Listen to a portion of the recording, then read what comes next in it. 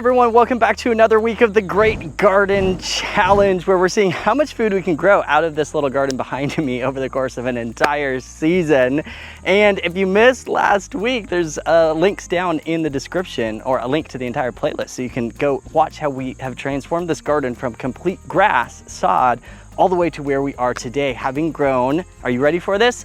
Over $1,350 worth of food, and still counting, out of this garden. We're gonna be tracking this through the end of October. So let's talk about what happened this week. But just before we dive into it, don't forget to like, subscribe, and hit that bell icon to get notified of videos as we go through the season. Okay, so this week started out with giving a little overview of the garden and how we are transitioning from the summer to the fall. You can just kind of see an overall glimpse of what's going on in the garden. So right behind me here, you'll see our cattle panel trellis. Now these are our summer crops, right? We've got our pole green beans here that are producing strong right now.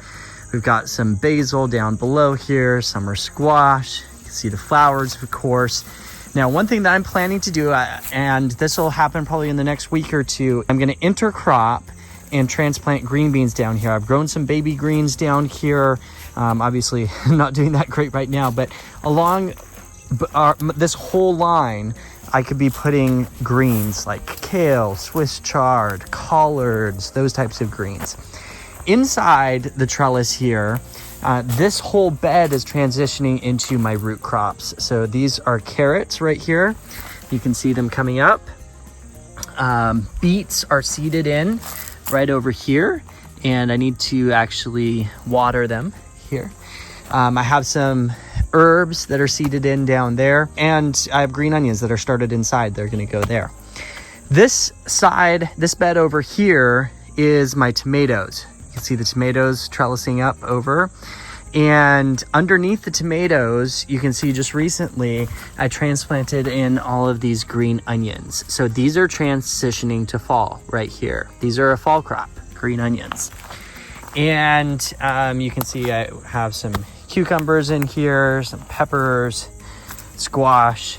I don't have anything right next to those crops right now, but I could be putting stuff in there. And then these determinate tomatoes over here, it's a whole line of determinants, they are gonna come out within a few weeks. They have more of a flush of tomatoes. And so I am currently intercropping. This right here is broccoli, another broccoli. You can see I've got broccolis over here. I have kale and greens and lettuce inside, and I'm gonna be transplanting those all next to these tomatoes, and then these tomatoes are gonna come out. So you can see I'm making a transition, but keeping my summer crops as well, so that I can get the most bang for my harvest out of this garden at the same time as making that transition. Later on this week, I went into town to our local garden center and I looked for transplants, because one of the things that we're doing is we're taking these determinate tomatoes here and we're transplanting greens underneath it. So kale, collards, Swiss chard. I don't have collards, and I want to pull in some Asian greens, like some Yucchina Savoy would be really fantastic, as well as Chinese cabbage.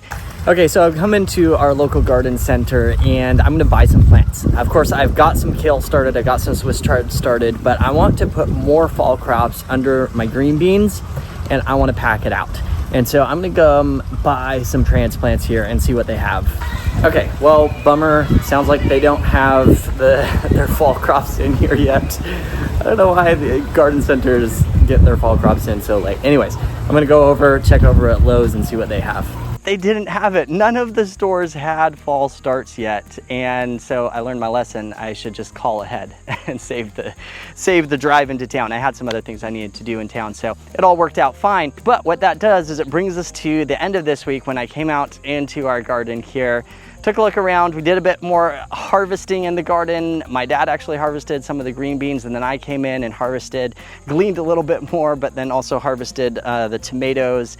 We got a squash off of our squash here, and even afterwards, I harvested a few peppers as well. Okay, it's harvest time, and check out this new harvest basket that I got. Actually, my neighbor makes these. They're gorgeous, so I'm excited. I'm gonna come in and harvest some tomatoes here. My dad actually did a harvest of green beans, but we might get a few more. And I see a squash actually. Check this out. Right down in here. We've been needing summer squash. Yeah. Okay, so like I said, my dad already picked green beans, so I just gleaned a few of the stragglers. But got a nice tomato harvest and summer squash there. We'll be taking that inside. I actually do have some starts that are ready to transplant, and so I just transplanted them in. You can see our broccoli that we had transplanted in like a week or so ago, and it's doing really well. But now I have kale and Swiss chard, so I transplanted those in next to the tomatoes. They're gonna start growing in, and then we're gonna cut the tomatoes out and they're gonna take that place. Okay, this is my last Swiss chard here. You can see I've been putting these plants in just right underneath the tomatoes here. And they're just gonna grow up, and not too long from now, a few weeks, we'll be taking these tomatoes out.